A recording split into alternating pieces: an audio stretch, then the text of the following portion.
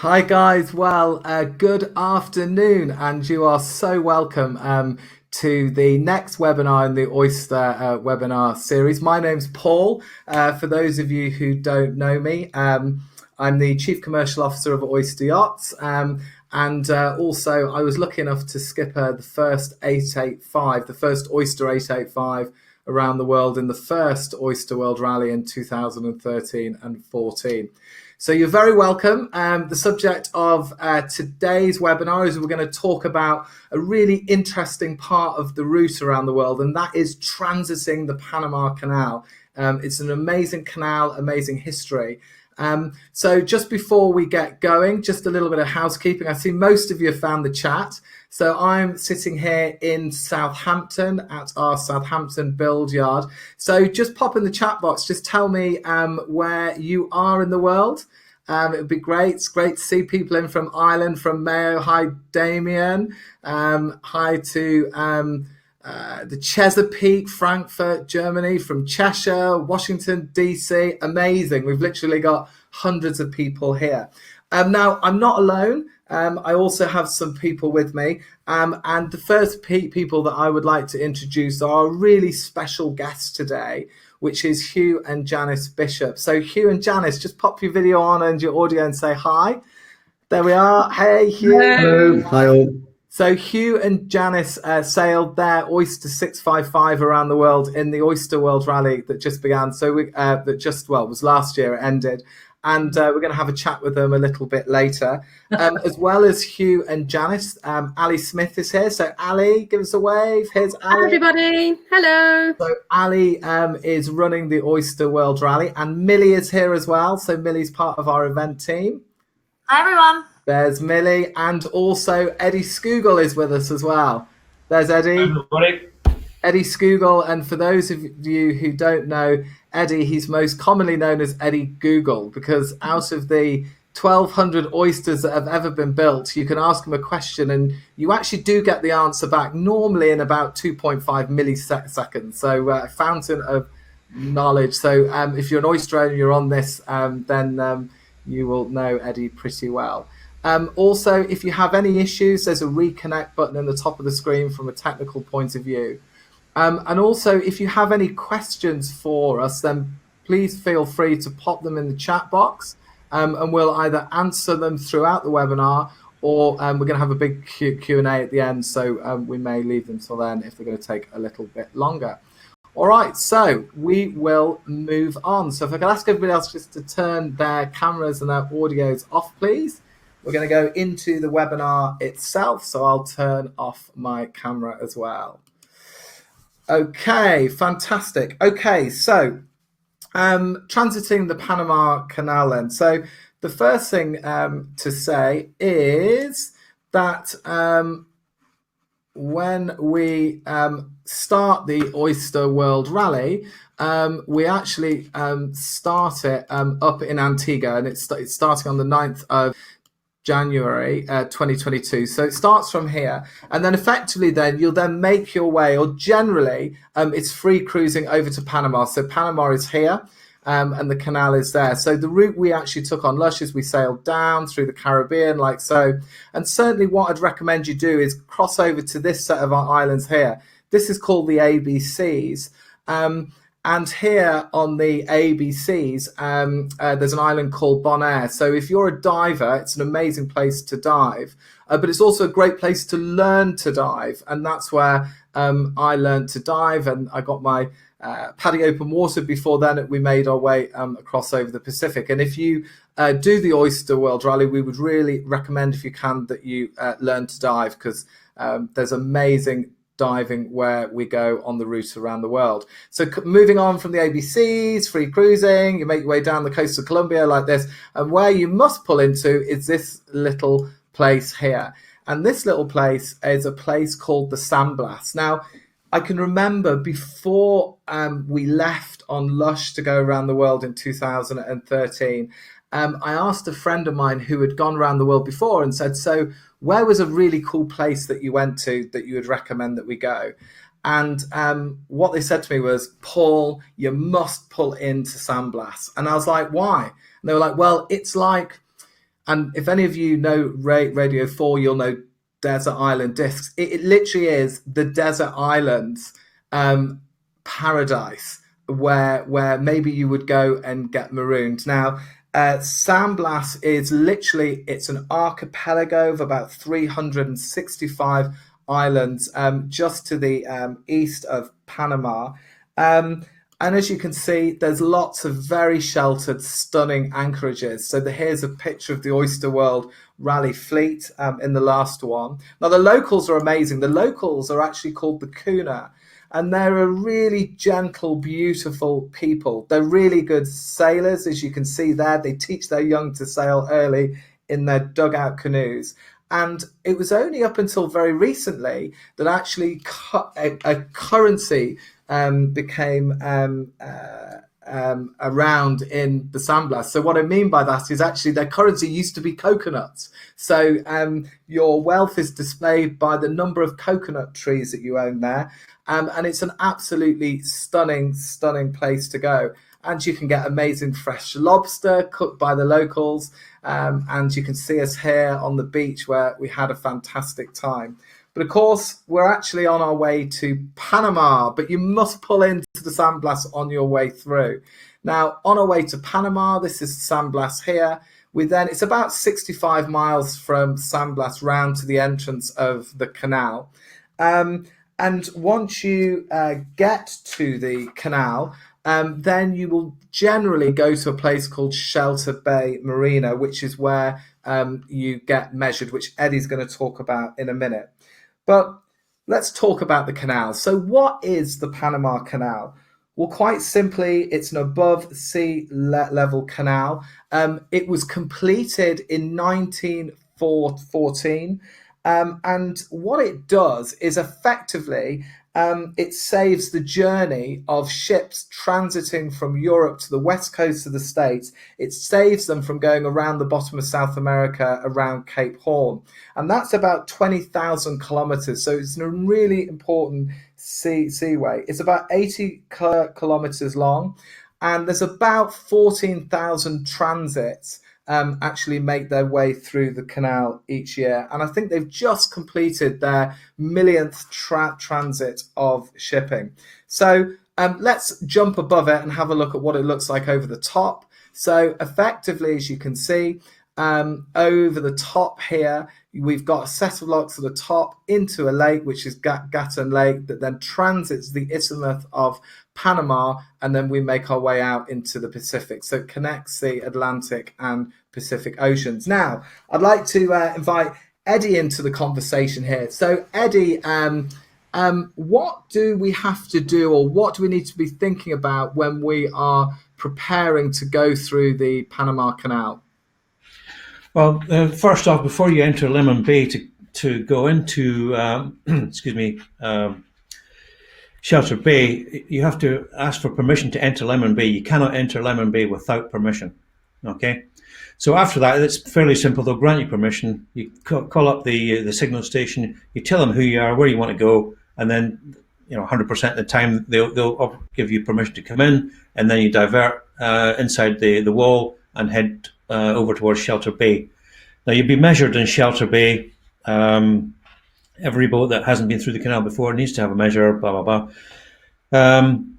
The things that you actually need for the transit is there are no exceptions, there's no negotiation. You need 4 Panama lines, 4 mooring lines. Every boat needs 4 mooring lines, at least 38 meters long. They need to be at least 20 millimeters in diameter. You cannot join lines together to do this. You also need 4 line handlers in addition to the skipper. What else? That's about it for the things that you actually need before you go there. Sure. So, Eddie, then tell us a bit more then about the measurements. So we have to go to Shelter Bay, and what happens there? Well, Shelter Bay, for this transit, I think we're trying to provisionally arranged for the measurers to come between the 9th and the 11th of February. So they come and they measure the boat, and that determines really your the toll that you'll pay. There are other things that are done in Shelter Bay as well. There's also a de-ratification thing and a sterilisation thing, general checks and so forth, and then everything will be confirmed. I mean, as a participant in the Oyster World Rally, you don't have to. You just have to kind of be there. We organise everything for you. It's not like you have to phone anybody or do anything. You just have to be there, and everything else will happen for you. Sure. Okay. Excellent. Thanks, Eddie. So, in terms of actually doing the transit, then, effectively, there's 4 stages. We've got locking in, which is where we go through the Gatton locks here. We've got transiting Lake Gatton, which is this area here. And then making our way through the Gamboa Reach and the Galliard Cut and locking out here. Now, Eddie's going to take us through the transit, but just before that, let's just give you a little bit of history about the canal. So check this out. What you're looking at here is the largest set of opening doors on the planet. And they were built over 100 years ago. Now, the gates weigh circa about 662 tons each. Each hinge that holds them on weighs about 16.7 tons, and they're buoyant like the hull of a ship. So they're 7 foot wide, and the tallest ones are 82 feet tall. They're a hell of a set of gates. And what's amazing is they're so well balanced that actually only a 25 horsepower motor is required to open them. Now, what do they shut? Well, of course, they shut a load of water into this thing. This is the lock chambers being constructed over 100 years ago for the Gatton locks. Now, the Gatton locks and the locks for the Panama Canal are built for Panamax ships. Now, Panamax ships, there's a standard length, breadth, and depth. So a Panamax ship is 294 meters long, 32 meters wide, and 12 meters in draft. And to give you an idea of the size of these locks, for every transit that happens, 52 million gallons of water is lost to the sea. So that shows you the size of the locks. Now, another bit of history for you is you see these guys here who are working on building the locks. Well, interestingly, building the Panama Canal was a huge engineering challenge. Work started actually in 1881 when the French effectively tried to build the canal. Now, they took about, and I may be slightly wrong on the date, so please forgive me if I am, but they took about 15 to 20 years, and unfortunately they failed before the US picked it up in the early 1900s and actually completed it. And the first ship went through, or the first official transit happened in August 1914. Now, unfortunately, 25,000 people lost their lives building this canal, and that was mostly to mosquito-borne disease, so yellow fever, malaria, etc., because they were working in the rainforest, and us as a human race didn't understand the role of the mosquito as a vector to carry disease at that time. Now, interestingly, if you've ever heard the phrase, another day, another dollar, well, that actually comes from building the Panama Canal, because that's how much you would have earned if you were one of these guys building these gates that you see in front of you here. Now, as I said, on August the 15th, 1914, the first official transit took place. This is the steamship Ancon, and she's just entering the Gatton locks, which you see there. And here's another view of the lock chambers completed. What you'll also see on here that's quite interesting is you see this thing here.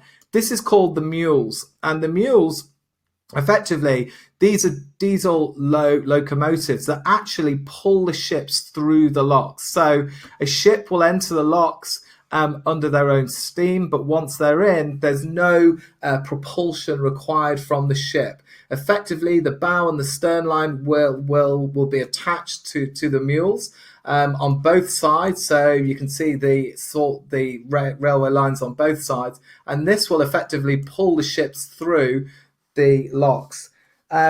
So let's jump back to obviously being in an oyster. So this is us just approaching the Gatton locks. It's lush on the left and an oyster 82 pandemonium on the right.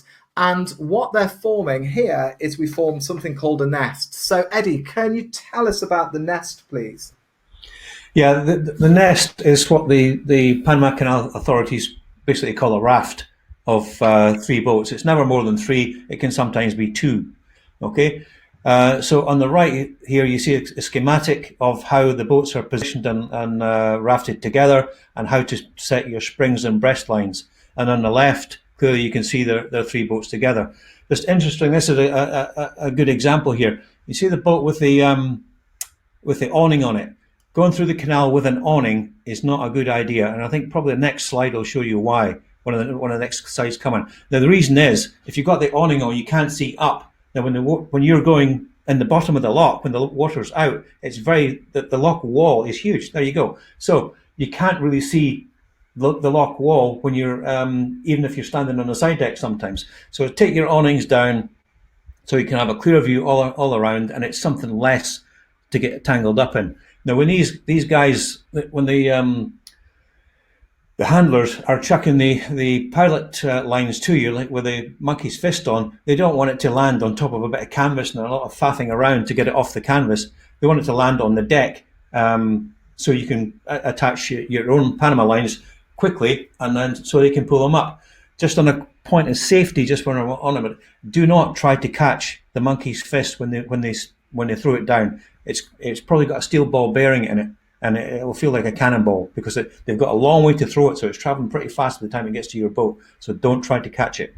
Paul? These guys are a crack shot, right, Eddie? They are used to doing this all the time, so they're amazing in the way that they can see the cleat and throw the line towards the cleat, right? Absolutely. I mean, these guys could take a mosquito off the end of your nose. And I'll tell you what, if you upset them, they might just take your nose off the mosquito. So just be careful there, So.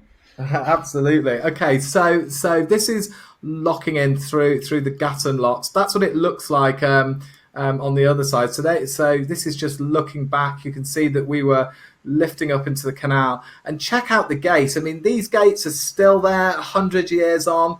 You can see the gate here on the right hand side, so you can see that you've got a chamber there. So that distance there is actually, it's 7 feet. And floating around. The reason that there's 2 gates is just in case effectively a ship bumps into one, because you can imagine if you knock one of those gates out, the head of water or the pressure that's sitting on these gates is absolutely enormous. So once you go through the Gatton locks, you're going to enter Lake Gatton. Now, here's a question for you. How do you build the largest man-made lake in the world? So Lake Gatton is effectively this whole area here, and this is about 164 square miles, and it's man-made. Well, how do you do it? Well, it's simple. You've got to fill it up with water. And where do you do it from? So if you look over here, you'll see all of this is pretty mountainous. You can see the spot heights here. This is the Chagres River that runs into the canal. And so originally, the path of this river literally used to run down here, run through here, and then make its way out to this area here, which is where it made its way out. But what they did for the Panama Canal is they dammed it just here. So if I just clear that off, they put a dam here and effectively flooded all of this land here. This is what the dam looks like when it was being constructed here. And you can see there that that's where the dam sits, just next to the Gatton locks, which is where you then lock in to Lake Gatton. Now, Eddie, I believe you can navigate up here, right? You can bring your oyster in, or most oysters can get into here. Is that right? Yeah, with extreme caution, of course. The Chagres River is still navigable most of the way up to the dam. And you're going to take on the history of the Chagres River and all the commerce that came down there, yeah? Yeah, absolutely. So there was a huge amount of commerce, and there was gold runs and all that type of stuff with the fort there, right, Eddie? So maybe tell us about the gold run and before transit the canal. Yeah. Well, the Chagres for around 500 years actually has carried plunder, and some might call it plunder. It probably was plunder, plunder and commerce for the last 500 years, because that's where the Spanish, before the Lake Gatton was there, of course. So the Spanish brought most of the gold through Central America to the Atlantic side. Now, there was a settlement built at where San Lorenzo is now, and then a fort was built to protect the settlement and be more secure, because obviously they were holding a vast amount of wealth there in gold and so forth. So it had to be kind of protected in some fashion. So that was the purpose that why Fort San Lorenzo was built. But today, even today, well, going back further actually, the 49ers, or the gold from the 49 gold rush, most of that came down the Chagres River as well, before there was a Panama Canal and before the railway was there. And so forth, even today, 500 years later, the Chagres is still carrying millions and millions of dollars worth of commerce every single day from west to east or east to west in the fashion of the Panama Canal. Of the Panama Canal. Okay, that's really interesting. And so, Eddie, this is Lake Gatun here, and maybe just tell us a little bit about the navigation through here as we make our way through the canal.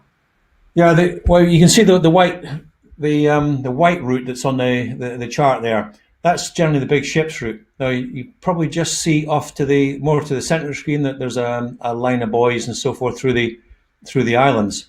That's generally the small ships channel. I think they call that the banana channel or something. Yeah, so that's the route that small yachts are most likely, or yachts rather, are most likely to take to keep them out of the off the main traffic route. There's lots of these islands are still covered and not covered, but they still have their own indigenous wildlife on board. So get your cameras on the ready. You might, there'll be capuchin monkeys and howlers and all sorts of exotic birds to photograph. So it's an interesting trip through. Absolutely. Paul? And Eddie, isn't there something about you shouldn't drop an anchor around here for any reason because you catch a teak tree or something like that? Yeah. Well, the first time I was through the Panama Canal was 1995, and the pilot told us, he said that it's one of the reasons that we don't let yachts cruise freely through here is in case anybody decides they want to go off piste, so to speak.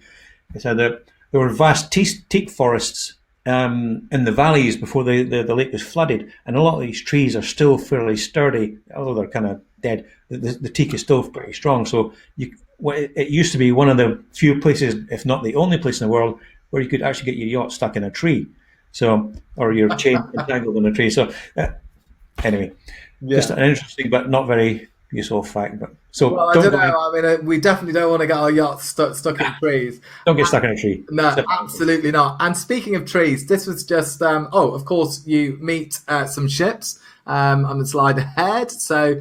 Here we can see one of the ships that you meet as you make your way through. But speaking of trees, this was the slide that I was looking for. I think I love this picture. For me, it says, never, ever be afraid to stand out from the crowd. Or as Eddie says, I think, Eddie, you said, always shine your light bright, right? No, if you're bright, you'll shine. If you're bright, you'll shine. There you go. Okay, fantastic. So that is Lake Gatun. So moving on then.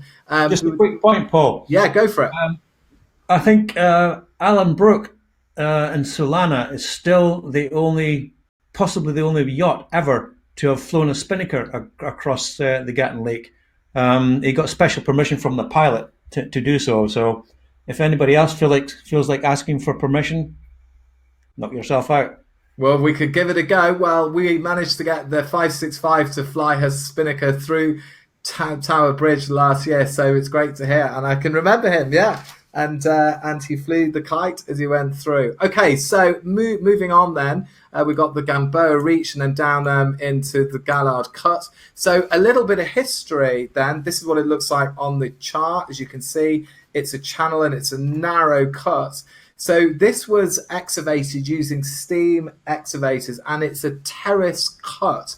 So you can see here is, let me just turn this whiteboard on so I can show you what I'm pointing at. So this here is a steam excavator, and you'll see the railway lines running down the terraces, and they use this to effectively dig out the earth, drop it into a railway cart and take it off and remove it. So that's how they built the Gallard Cut. That's what it looks like today, and you can still see the terraces here of how they actually cut the Panama Canal out. Now, the bridge you can see in the distance there is the Centenary Bridge, and this is where we waited when we were making our way through the canal, waiting for the next set of locks, which is the locking out lock. So if you're going we're obviously bound for the Pacific, the Pedro Miguel and the Miras Flores locks. So what do they look like? Here they are, bit of history. I've put that slide in for you guys there just to say the guys that built the canal were really visionaries when you think about it, because this was the average size of a ship at that time 100 years ago. And now, of course, the Panamax ship is much bigger, but look at the size of the lock. So they already had predicted that shipping was going to grow in size and ships would grow. And actually, they've just opened a new set of locks and they've expanded the canal quite significantly. So the size of a Panamax a Panamax ship has gone up again. So back to the rally. Here's the boats on their way through. Eddie, anything to add about on this slide? Oh, you can see that these are the typical nests of oysters coming through here. And you see at the back there's a nest of two. And we have an imposter here in a motorboat, hoping he's not going to be spotted, but I think everybody spotted him. No, everything's fine there. I think that's typically how it kind of goes. You can see the lines, one line from each corner of each of the outside boats. Incidentally, the boat in the middle is always in charge, and they generally issue the orders and do most of the steering. So you just have to do as you're told if you're on the outside. But having said that, nevertheless, every boat still has to have 4 lines, irrespective if you use them or not, and 4 line handlers. So don't think because you're in the middle you don't need lines or handlers. You do, because the nest might not form up in the same group for the next locks. Yeah, absolutely. Okay, thanks, Eddie. So then once you make your way out, this is a picture which is where the last lock gate was opening, and that was us literally making our way into the Pacific Ocean, into a whole new world and all the adventures that awaited for us there. So speaking of adventures, we've got 2 very special people with us on this webinar today. And if I pop my camera on, and Hugh and Janice, are you there?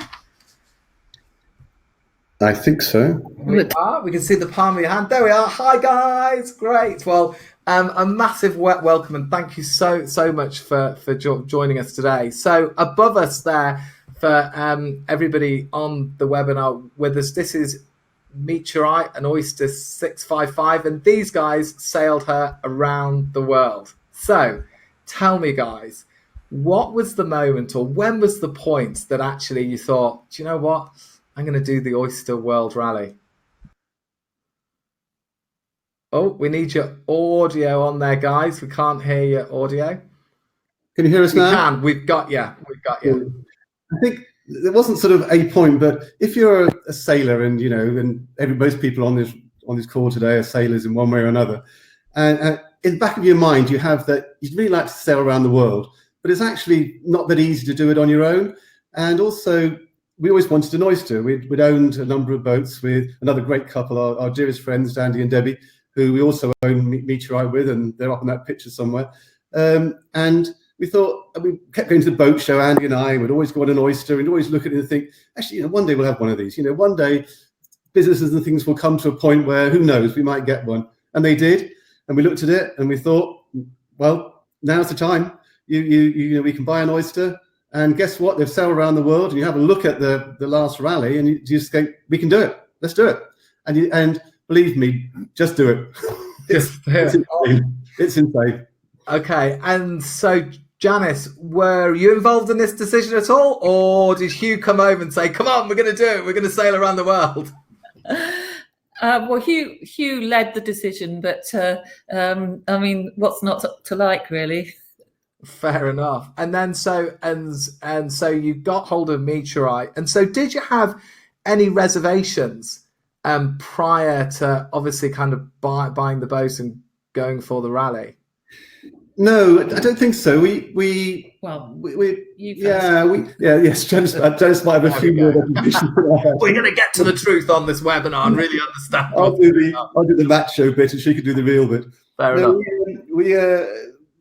we did a try before we buy. So we went and sailed. We sailed. It was a toss up between a 575 or a 655, and there was 4 of us. So we wanted 2 good cabins, and both have got 2 great cabins, and both are nice big boats. But we sailed them both, and then we went and sailed the 655 in the Caribbean. So you can charter, which is always a good idea. Why not go and charter before, do a week's sailing? It actually was the boat that we bought, so we ended up buying her and renaming her Meteorite. And it had everything that we wanted. It's big. It's got this fantastic forward locker that you can put all the sails in and all the kit. It's got a marvelous lazarette, and believe me, you will spend a lot of time in your lazarette either reordering or trying to find things that are in it. And also it's got a very big, as you can see from the picture, a superb cockpit, which with this 4 of you, it just gives you plenty of room to have plenty of space during the day. And in the end, we picked up Mike in Panama as a crew to sort of help us. So with the 5 of us, it's just got that size and also the power of the boat. I mean, the boats over 60 foot also the 575, but the 655s are very powerful boats. And so you can put your foot down when you want to and get into port, and also feel very comfortable at night. You can depower it and still be making some really good progress through the waves. And you need that occasion. You need the length of the boat to sort of push you through the waves and keep the boat traveling. And also you get into port a bit earlier than some of the other boats, and so you can get the better mooring, but I didn't say that. Yeah. That's all right. It's just been broadcast all over the world to online, but that's fine. You didn't say that at all. So, okay. So you guys chartered, and then you bought on brokerage. Fantastic. Okay, great. And then, so interestingly, that if you are listening to the webinar now, that if you want to do the Oyster World Rally, we can help you with that. Course we can, and we would love to build you a beautiful new oyster, of which there are a few build slots available. Or if you can't wait, you can do exactly what Hugh and Janice did and buy a boat on brokerage. And then there's charter as well if you want to try out different models, etc. So to do that, just speak to us, speak to Ali, just email us and let us know. So guys, I'm curious. So Janice, you said, well, you might not have had some reservations, but I did. What sort of reservations did you have? Well, unlike Hugh, up till that point, my sailing experience was largely in the Solent and a few popovers to France. So the thought of sailing oceans was quite concerning, because I didn't feel my experience matched up to it. We did a lot of courses. And of course, you listen to people talking about the weather or what could break or go wrong, and you go on medical and they talk about degloving and all these sorts of things. So I filled my head with all of these, thinking, oh my goodness, what have I got myself into? But I guess that with any of these things, if you tackle them with courses and knowledge, then at least you can sort of feel that you're going to have a stab at whatever is going to be thrown at you. And the courses are great because they not only teach you some skills, you even getting in and out of a life raft, heaven forbid anybody has to do that, but at least you've done it, and they shower you with water and everything, but also you get to meet people, don't you, Janice? And that was also important on the courses. Get to meet the people that are doing it, and you can share some reservations, share some issues, and begin to talk through some of the things that worry you a bit. And everybody has worries. It was my first ocean passage was the Ark. So even sailing most of my life, the first one was getting across the Atlantic, and that in itself is the first one a bit worrying, a bit nervous. But you do it, and it's wonderful. Yeah, absolutely. And I can remember the first time across the Atlantic, and it was on an Oyster 56, and I can remember that we left Las Palmas on the Ark, and then we got to the bottom of the island and we turned right, and it's a really clear memory, it's still in here, where I can remember you kind of look out to sea, you've got a load of other boats around you, but then suddenly it's like, ooh, actually this is quite big, it's not 60 or 80 miles, it's like 3,000 miles in front of us here. It's amazing quickly you settle into the routine. And it's incredible, isn't it? You leave the Canaries and you're with sort of 200, 300 boats. It's all around you, and the horns are going off, and it's a great celebration. It's really, really, really quite. Your heart's going, and your nerves are going a bit, and it's exciting. And then about 3 hours later, you don't see anybody for about 14 days. I know, and the party at the other end is amazing. Where do they go? Fantastic. Okay, so talk to us then maybe about the rally. You know, what was the, and I know, and I get asked this all the time, so it's kind of difficult to answer, but what were the most memorable moments that you had on board? Yeah, actually on board. Yeah, well, on board or on the rally or. Well, you can sort of split them to sort of the sailing ones and then the sort of the arrival ones. Okay. But on board for me, it's the stillness of those nights in the Pacific where you've got those jet black skies full of stars that we live in London, so we used to see planes, but we see a bit more sky now. But more to sky. see black skies and it's just the stillness of the night, and the boats gliding through, and you're on your own on deck, and you maybe got a cup of tea or something, and it's sort of 2 or 3 in the morning, and it's black, and it's just unimaginable. You just can't imagine the feeling that you feel. And as you do more of it, and you get more experience, you get more confident, and the boats are all, you get confidence in your boat, and you know it better, and it just becomes, and it's somehow insanely relaxing, a sort of relaxing feeling that I've never had in my life before. And it's just such a, I don't know, and the wildlife, you can, in the mornings you can see the whales, and you can skip and we used to fish and catch wonderful fish on board, and just sort of the life that you didn't expect to have on a boat is really charming. It's something that is unmissable, really unmissable. Yeah, sailing through flocks of pelicans and jumping dolphins is great, but I did enjoy those cocktail parties we had on.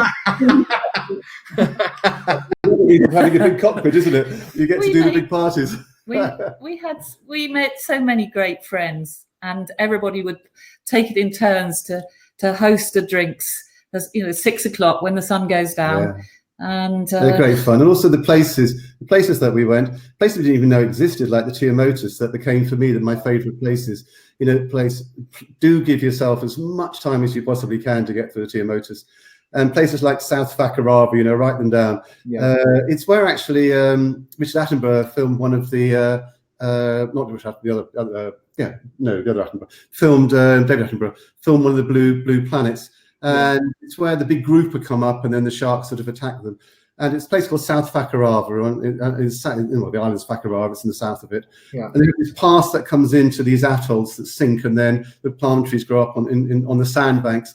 And they can be anything from sort of 20 miles across to less, but they're not very deep. But the fish life in them is extraordinary, absolutely extraordinary. Yeah. And you can see walls of sharks, 400 sharks all basking during the day, waited to feed or eat in the evening, and they're cleaning their gills in the channel as the water's rushing in.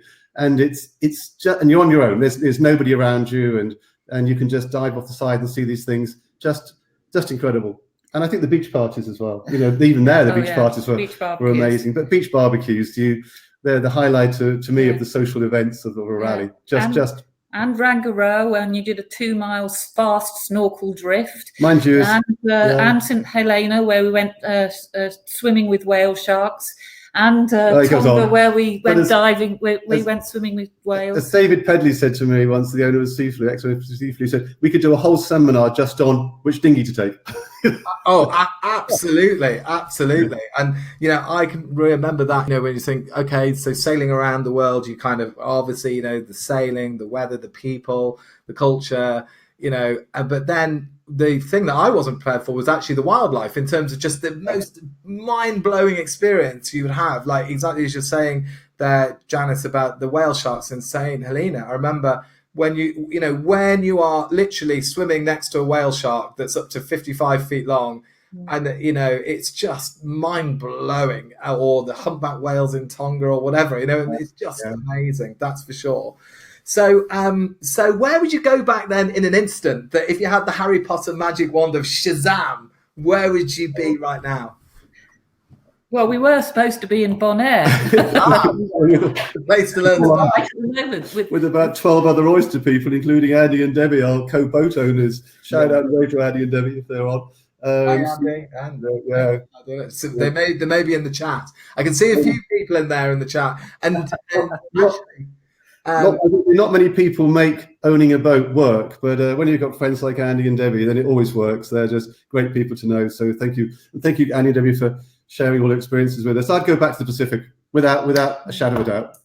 There's so much to see, and although we had a good 8 months crossing it, it's never long enough. There is so much to see in the Pacific, and the people as well. They're very friendly, very open, very kind, and there's quite a bit of variety from the Marquesas right the way through the Tuamotus, and then Tonga and Fiji and onwards.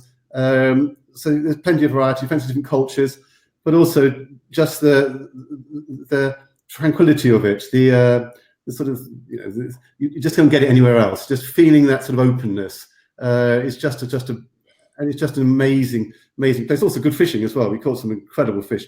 Do all fish, take fishing kit and enjoy the fishing, because also it makes something great to eat. Yeah, absolutely. I'd back across the Pacific. Not to mention Galapagos. And yeah, well, of course, you get to pick up Galapagos on the way through. There's some, we did a great trip on the Galapagos. I would just say to people who are thinking about doing it, the key thing to do is really to do everything, to get quite organised and planned about what you can see when you get there, but to really just stand back and enjoy every experience, but try and experience everything, because there is so much to do, and yet also you don't want to kind of miss it. It's just remarkable. What you see and do is just remarkable. Fantastic. And so what would you say then to somebody watching the webinar now, both of you, who is maybe a couple that is watching right now and is thinking, I'm not sure, it kind of sounds tempting, but I'm kind of on the fence. What would you both say to them? I would say it will change your life in more ways than you will ever imagine. Go and buy an oyster if you haven't got one, and you can always sell it again afterwards. So, what are you going to lose? Go and at least, the brokerage is good, and do it. Don't even think about it. And if you've got an oyster and you're on the fence, just fall off the fence and do it. You will not regret it. I think the most remarkable thing that we got out of it, the places are incredible, but the people that you meet, not just the people on the islands and in the places, but the people that own oysters, are some of the most exciting, invigorating people you'll ever meet. And we've got probably 40, 50, 60 friends for life that I never thought I would have when I started. And the hardest thing is to decide what to do next with them all. Well, that's as exciting as you've already done. Yeah. But we're working on that. Fantastic. And Janice, how about you? What would you say to somebody who right now, they're sitting on the fence, they're not sure, maybe a bit nervous, they haven't sailed a lot, and suddenly, their husband's come home and they've gone, right, that's it, we're going to go off around the world. What would you say? Like Hugh, don't even think about it. Do it straight away. It's the most wonderful time of my life, and I agree with all of the things that Hugh says. I mean, you learn stuff, you meet. I mean, the people that we are now friends with I love them to death. They're brilliant. Fantastic. So friends for life. Yeah, friends for life. Yeah, we found that with our one too. So yeah, fantastic. Okay, so but I do love Meteorite as well. Yeah. She looked after us all the way around. Super boat. Yeah, it's so true. You fall in love with your oyster, right? She is very much a part of the family. When people talk about boats, the something about an oyster is they are part of the family. When you hear, oyster owners talk, we all talk about, she, and we look after her, make sure she's there. So fantastic. But also you need the confidence in a boat, and oysters give you, they just give you that confidence that when you're, and the wind blows up, as Christian was saying, that passage towards Colombia can be pretty hairy, and you can get some pretty big winds coming into Durban, to get the other side of the story. Cossagoulis Straits, we had some big seas, and we were doing 15, 16 knots with a handkerchief up coming into it. It's tough stuff, some of it, but in an oyster you never really feel that you're going to have a problem. You can depower it, you can sort yourself out, you can take control, and they're just great boats. So if you're worried about that, don't be. They'll get you through. Yeah, from being a total sort of beginner, I was quite happy to do my night watches on my own and change course, navigate against sort of oncoming traffic in the Darwin Strait in Australia, or so much, deal with wind shifts or whatever. We better stop talking, I suppose. We've got a whole seminar here. No, you're doing great. You're doing great, guys. No, it's fantastic. It's so interesting. It's bringing back so many memories for me as well about our trip around the world. It was fantastic. So I guess then let's finish on this. Would you do the rally again? Sorry. Charles Mammy just said a thing. We also all took glasses around and Sea Mercy and glasses and things. So there's some quite good charity stuff to do, and maybe there's some about sort of collecting rubbish off beaches and filling plastic bags and stuff. We did a lot of that, but it was quite difficult to get rid of some of the rubbish. So you had to keep it on your boat and take it to the next port to dispose of it. And other things to take are sunglasses as well, because the Sea Mercy didn't do sunglasses. And there's loads of sort of fishermen with bad eyesight because they're dealing with the glare, and kids' clothes and makeup if you want to trade in the Marquesas. Makeup. I'd say that's good trading. Also fishing kit for the islands, anything to just stock your boat up with stuff, and footballs for the kids that you can inflate before you get there. And as you said, Paul, which is very important, learn to dive. We had a compressor on board, but you kind of don't need it because you can pick up tanks anywhere. But if you've got one, it's great. Or we used to fill up all the other boats' tanks for them, and other people had compressors. But do everything: fish, dive, just take advantage of everything, and walk. Some of the walks in the islands are just people you sort of don't realize, but we walked up to a volcano in Vanuatu. Is it Vanuatu? Tano. Was it Tano? Yeah, Tano, which is erupting as you're there. And I tell you, that was probably the one single experience of when it erupts, when you're standing there, and it erupts sort of every sort of 3 minutes. And the stuff explodes in the air, literally sort of 10 yards in front of you. And you can feel that heat, and you're looking down into sort of the depths of hell. It's just extraordinary. Extraordinary. Health and safety slightly out of the window.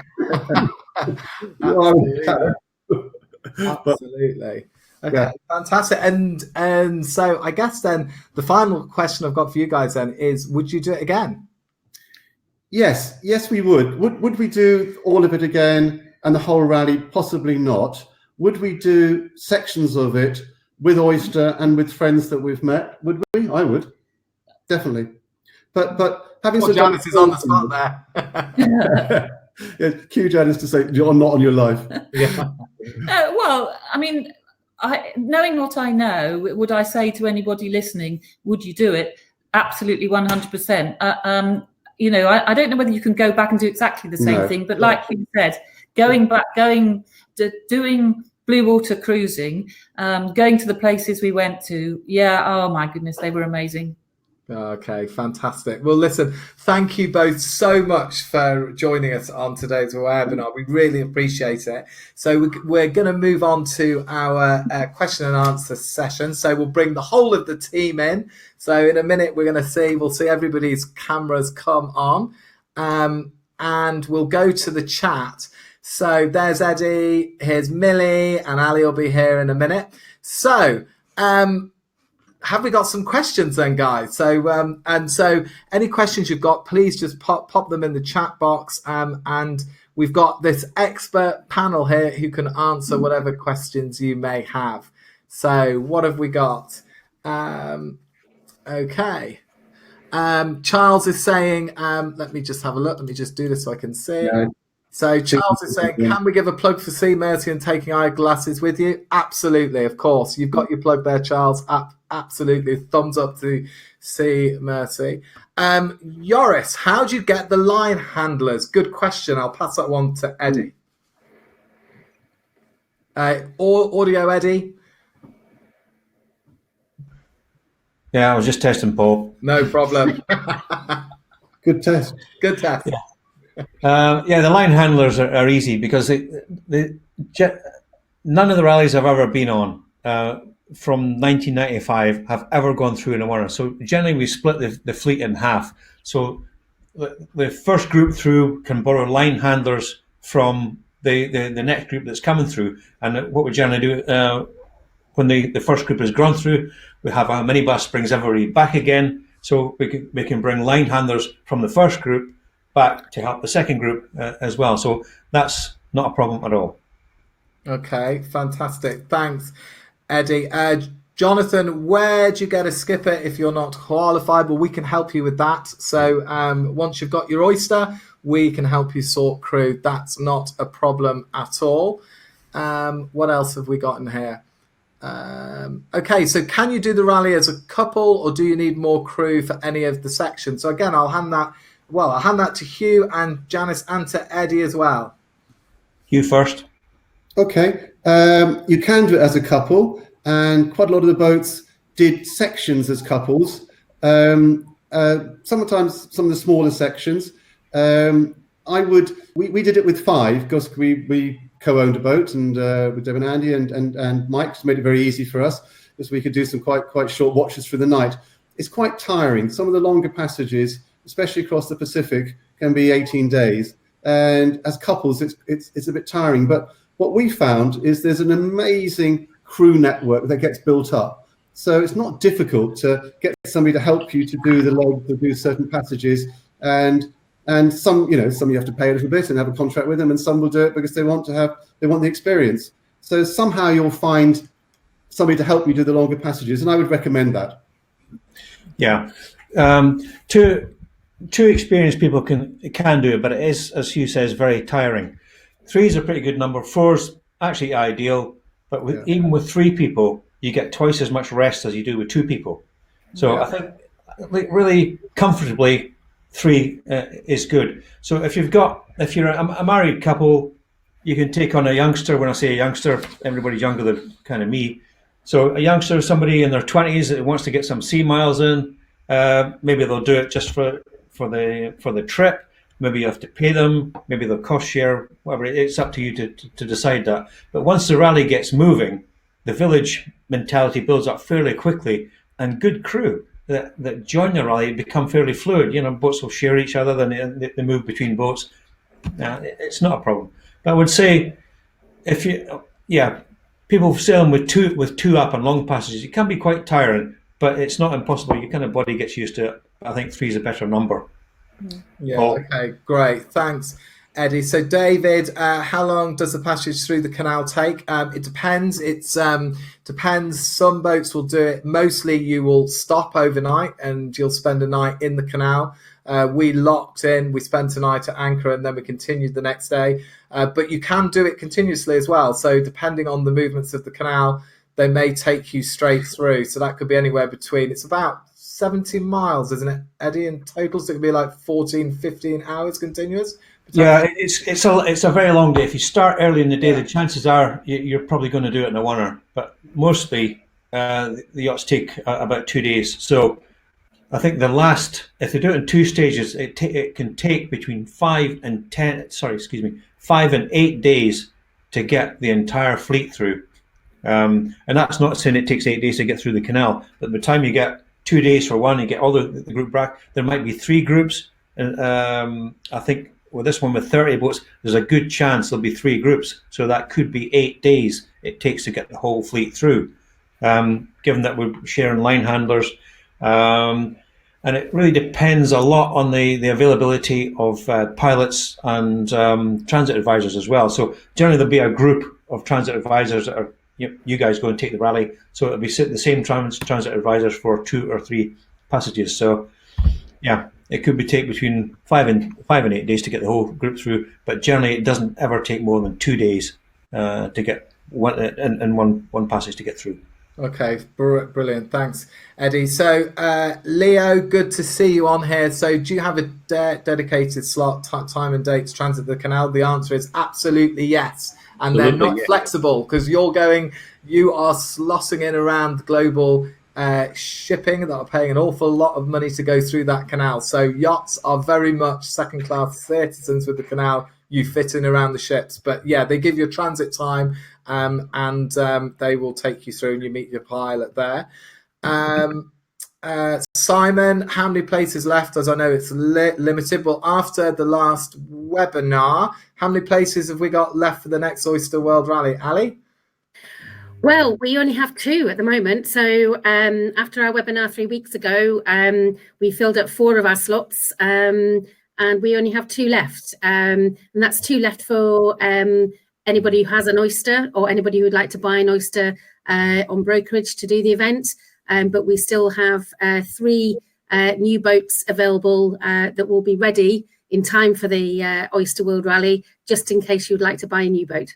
Absolutely. So so there's 3 new build slots, plenty of brokerage boats, and 2 places remaining. So if you are serious about doing the Oyster World Rally, you really need to speak to us now, and basically 5 minutes ago, because to give you an idea, there's hundreds of people on the webinar here. So we want to make sure you don't disappoint and not get to go and do the trip of a lifetime.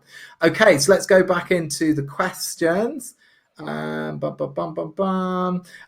Eileen, any contingency plans for the dreaded virus impacting the rally? We're not envisaging it impacting the rally at all. The start is January 2022, so obviously that's a fair bit of time.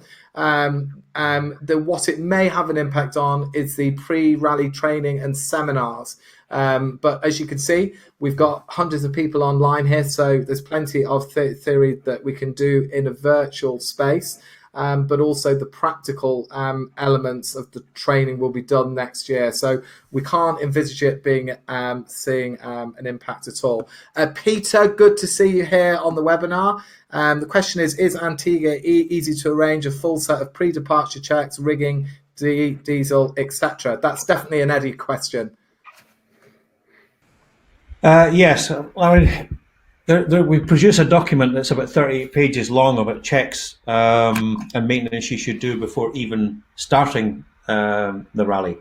But yes, there are rig checks. We'll have rig checks in Antigua, and there are good services in Antigua should you require further assistance. And we'll have the full Oyster rally support team there as well.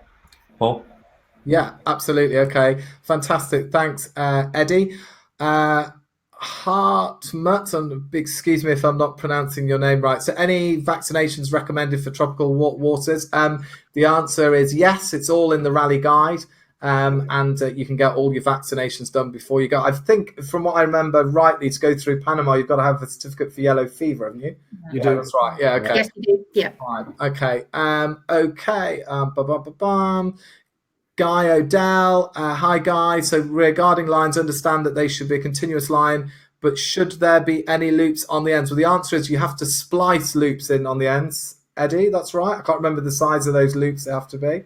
No, you don't necessarily have to splice a loop, but the loop has to be at least 3 feet. I'm saying feet because the Panamanians think Americans, so everything's in feet. Oh. So, but the loop has to be 3 feet in diameter, and it can be a bowline, as long as it's a fixed loop. What the line handler wants, he just wants to throw the pilot line, a simple overhand knot. He pulls it up and drops the loop over the bollard. That's all he wants to do. Yeah, okay, fantastic. Thanks, Eddie. Now, this is one for Hugh and Janice, actually, from Mike. So Mike is asking, does the fleet stay in touch via VHF or SSB or both? So tell us about your SSB. Yeah. You can tell them. Oh, so yes, SSB, and it's brilliant. So and it becomes for us for when we went round, it was a morning call for weather and navigation, and Andy used to do that, and we split the SSB up into 3 boats, and each boat would manage it. So we were one of the boats that managed it. So we did a morning call, which was about weather and routing and everything else, and what the day looked like. And in the evening, we had a social call around about 5 o'clock. And the social call is and the morning call are really important. They become very much focuses of the day, and you can, whatever the fleet, and you become friends with, you do. But we had quiz nights, fishing competitions, bake-offs, but it was all sort of done. And the SSB is a great way of keeping in touch. But even if the fleet gets strung out, you can relay messages, and people can pretty much keep it going. And you need to have it because it's crucially important, especially if you've got some big squalls coming through, or people have something breaks and they need some assistance. It really is also not only a sort of a lifeline, but also if there's medical advice, if somebody gets in on the boat and you need to get some medical advice. We had some great nurses and doctors on board that were able to help us, people like Lindy Pedley and others. And so it just becomes a really important focal point. So it's SSB. Yeah, absolutely. It's a link off the boat. And am I correct? This is an Eddie question. I'm correct to say, I can't quite remember, but pretty much the majority of SAR, which is search and rescue, for those you don't know, is done off SSB in the Pacific, right? Yeah, SSBs. It's a very valuable thing. We were talking about this earlier on. Some people think it's old technology, which it kind of is, but it's very important. It keeps everybody in touch. There's a lot of safety nets. Still work on SSB, transmitting regular intervals each day. VHF is kind of line of sight. So, yeah, you're not going to get much of that unless you're near somebody's island. But SSB is certainly a very important tool, as well as a safety tool to have on board. It's remarkably, considering it is such old technology, it's remarkably reliable. And the distances you can get and signals are quite, especially if it's quite a flat sort of thing, are long. So you can keep it. You can really keep the fleet in touch over several hundred miles. Yeah, I think you hit the nail on the head there, Hugh. Reliable. That's and you want it to be. Yeah, simple technology. Keep it reliable. Yeah, absolutely. Okay, excellent. So question for Millie, which is, Millie, you crossed the Pacific on Enzo, Oyster 82506. So tell us, what was your most memorable moment of your crossing? I think I said last time the most memorable moment for me, was definitely in Tonga when we had the chance to swim with humpback whales. But I mean, across the Pacific Ocean, the sea life is just beyond imaginable. Manta rays, the whales, the sharks, the fish, the colours. It's just mind blowing. I think so for me, being in the water has definitely got to be a highlight. But also, I think meeting the cultures along the way as well. Fond memories of being in Vanuatu in Fiji, meeting the local tribe there and meeting the young children. And they put an amazing spread on for us. We had dancing and all this things. So I think meeting the people along the way, they really touch you, and they really they make the journey and the memories really, really special. That's so true. And I can remember when we went there, so Dalconi Village, I think is Vanuatu, I think I'm right there. And I remember that we arrived in, and then the next thing we found that they'd been practicing for 6 months with the show that they were going to put on for us, and they built a shelter, and we had this just most amazing experience with all the locals. And it was incredible to get there. And for those of you who don't know, who's listening on the webinar, it's not normally the place you would check into from a customs and immigration point of view. You'd have to go to the main island, and that's actually 100 miles downwind of the islands that we stopped at. But Oyster being Oyster, we got customs and immigration to go there and check the fleet in. So it gave the fleet a really amazing, authentic experience. On a place that you just wouldn't turn around and necessarily beat 100 miles upwind to go to. It was amazing, absolutely amazing. And I can remember, we were after salad on Lush, and in the Pacific, you don't find a salad leaf anywhere, right? And this lovely local lady called Beer, who was saying to Audrey at the time, was saying, "Don't worry, I've got your salad, I've got you everything you need." And then she hands us this, literally like a banana tree. And it was like this massive rack of bananas to then go on the boat. We're like, okay, so we're going to have banana mai, banana split, banana this, banana that. But it's just a beautiful experience. So what else have we got here? Let's have a go back into the chat. Let's have a look. Can I just say, while you're looking, Paul? One thing that we did think about, and we talked about earlier, is connecting people who have bought a boat or are thinking about buying a boat, and a 575 or even 655 like ours, or have got one or want to, connecting them with the people who've already done it, because there are some peculiarities about the boat that's worth discussing that actually come after you've done sort of 30,000 miles. There's things that you need to know, and just really about sort of keeping prepared on the boat and keeping the thing maintained in areas that you didn't expect to. And also what you can do when you arrive at certain places. It's quite good to sort of know in advance, because sometimes you need to get these things booked in. Not necessarily swimming with whales in Tonga, which was great. But I think it'd be quite a good thing to do if people wanted to, and perhaps do it through Millie or through Ali. Sure. There's lots of good people in the last two rallies, could share their experiences in a way that might be quite useful to avoid. It just avoids the time spent in doing things that you don't need to do, or also buying spares that you don't need to buy, because actually it's not what goes wrong on a boat, it's other things that go wrong. Sure, absolutely, and that's definitely the plan. So, Ali, maybe tell us a little bit about the pre-rally seminars and training and the type of things we're going to cover on those. Yes, absolutely. Well, we've had to postpone some of the training, obviously, with the current global crisis. But we're starting up in October, when we hope everything will be a little bit more normal.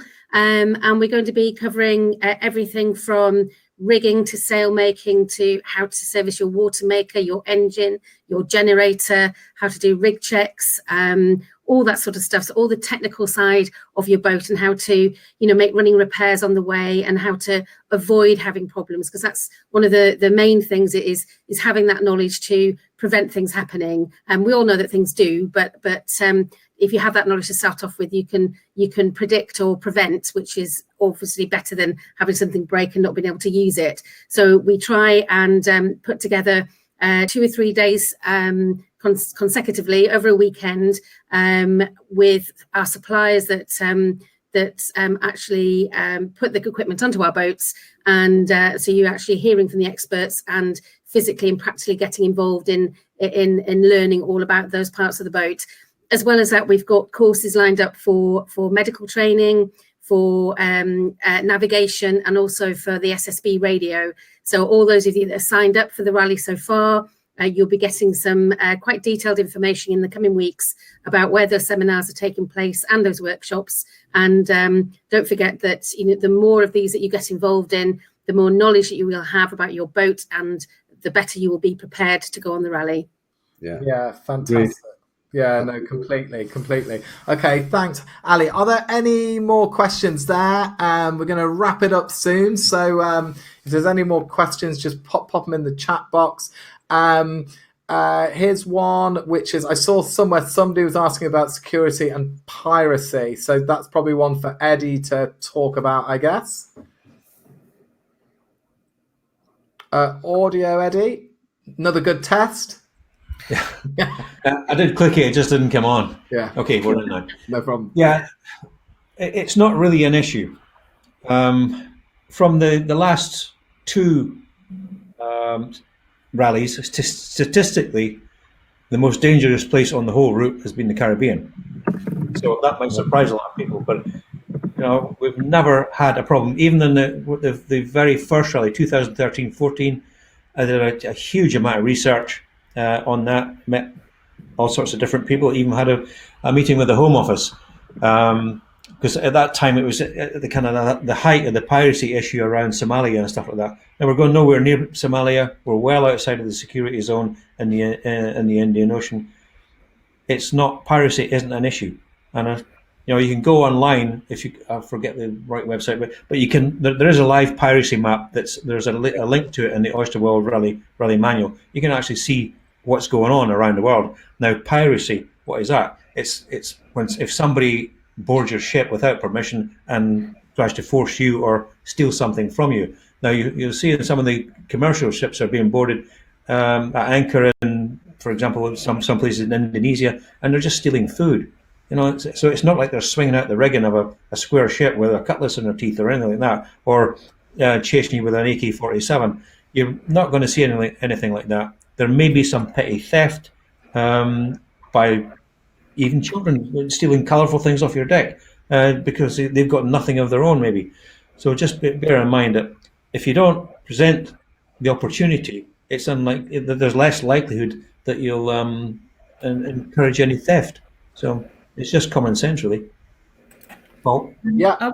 I would just add that there's a website called Noonsite, which is regularly updated and just tells you what's going on in your area. So, but to support that and support Eddie, I don't think anybody had anything taken off their boat. We used to put the fishing gear away in certain places and stuff like that, and just take sensible precaution in places you bring the dinghy up at night. But I don't think anybody encountered anything. Actually, a bit careful, maybe around off Venezuela now. We were a bit careful coming back because of the issue with Venezuela. But then, and we all stuck together as a group, so sailed in a bit of a convoy, which is a good thing to do. And one couple sadly got held up at gunpoint on Bonaire, believe it or not. But that was the land robbery and wasn't really on the boat. It was a mugging. So Nothing on the boats though. Yeah, absolutely. Hi, Mike. Good to see you there. So, sizes of boats registered. So it varies, Ali. I mean, roughly, it's about 70%, 50 to 60 foot, and a little bit more. There's a couple of 745s in there. One maybe Yes, that's bigger right. boat, Yep. and then some smaller ones are there. So it's right across the fleet. With the majority being between 50 and 60 foot or thereabouts. Okay. Okay. What else have we got in here? Let's have a look. Can we bring Eddie with us? Yeah. Don't want him. He's a miserable old bugger. He's a miserable old bugger. The problem is you'll have to keep him full of rum. That's the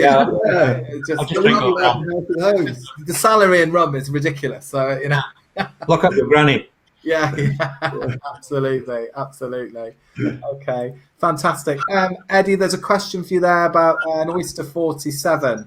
So in terms of speed for the smaller boats. Yeah, that's not a problem. We've had 46s and 45s go through before. There's no problem with the 47. When we're thinking about the Panama Canal, what we generally do there is we put all the smaller boats through first. So that's more time advantage. They've got more time to get sorted out and get ahead from Panama onwards. So, but no, if you're a 47, should be able to average 6 to 7 knots on the route easily. That might not sound very much, but that's generally about the average on a long passage for a boat about that size. Well, okay, fantastic. Who else have we got there? Good to see Alan here, Alan Brook. So, Alan, as he is the famous guy to sail through the Panama Canal with his spinnaker up. He's here. Good to see you, Alan. Fantastic. And for Leela on Leo's boat on Man of War, are there any other young children doing the rally? Ali, I think I'm up to. There are a few more kids planned. I can't, but you'll probably be more informed to know who they are potentially. Yes, we've got one of the family. We've got one of the family just about to purchase a yacht, so that's fantastic. And we hope to have another as well that's very interested. So yes, there will be some young people to make friends with on the other boats, Leela. Fantastic. What a great experience to think you'll be sailing around the world when you're young. I mean, fantastic. It will be an amazing trip, that's for sure. Josh, good to see you on here. I hope all well on Happy Warrior. The Rally Bible will be available. When will it, Ali? I guess it's going to be when it's most up to date. Yes, absolutely. I mean, the certain parts of the Bible are reasonably easy to update. So we're busy as bees back here at HQ in Southampton and Wroxham getting that all sorted. But obviously with COVID-19 and also with the UK coming out of Brexit and all that sort of stuff, some of the rules and regulations with immigration may change slightly. So we're going to wait for a few updates from that before we finalise that part of the Bible. But the majority of it at the moment we're updating quite nicely. So we're hoping for the rally entrance so far that we'll be able to get that out at the end of the year. And but it might be without some of the rules and regs as explained about the customs and immigration. But the majority of it will be finished by the end of the year. Fantastic. Excellent, Ali. Now I'm going to start to wrap this up, guys. So is there any, Lester, I see your question there. So we'll come back to any last, we'll take 2 or 3 more questions. Lester, what are the different nationalities of people joining the Oyster World Rally? Good question. All over, really, isn't it, Ali? We've got American, Canadian, Irish, UK. I'm going down the list as I speak. We've got Maltese, Italian, German, and I think that's it at the moment. Fantastic. And Liam, great to see you on here. Big high five over the Irish Sea to Dublin. Fantastic. Okay, great to see you, Mike, as well. Okay, so we're going to wrap this up now, and I just want to say thank you so much to Hugh and Janice for joining us. We really, really, really, really appreciate it. Thank you so much. Well, thank you, and also thank you, Oyster, for putting on a world rally, because without you, we wouldn't have gone around the world, and it was absolutely fantastic. So thank you. Oh, you're very welcome. You're very welcome indeed. And thank you, a big thank you to Eddie Google. Thank you very much, Eddie. Thank you, Millie. Thank you, Ali. This whole team is absolutely amazing, and it's how we do what we do in Oyster. It all comes down to teamwork at the end of the day. So we're going to switch our videos and our audios off now, and just to say to you, thank you so much for joining us today. There is one last thing which I want to ask you just before you go, and I'm going to put a poll up, which is actually, if I go back to slides and just find out where to go. So once you're in the Pacific, you go out to the Galapagos. So I'm going to give you a quick poll now, which is if you click that, would you like the next webinar to be on the Galapagos? So hit yes or no. 100% yes we got right now.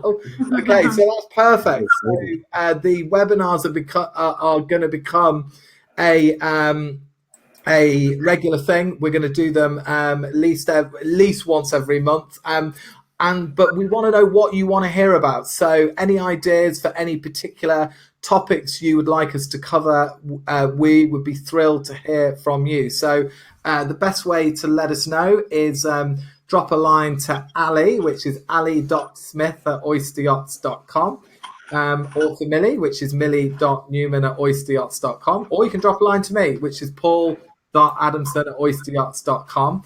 And we'll be back in about 3 or 4 weeks' time, and we'll do a cruise around the Galapagos and the cool things that you're going to see on there.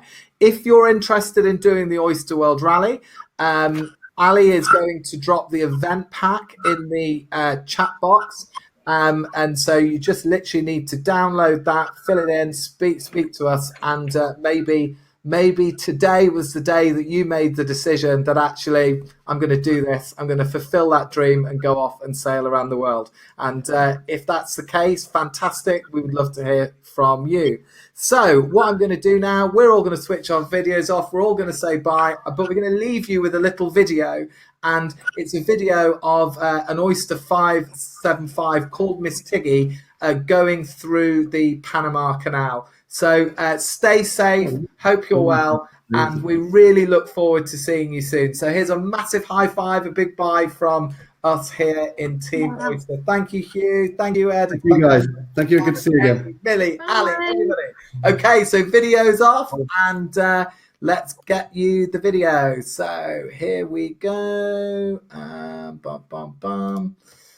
Okay, and let's give you the video. Okay.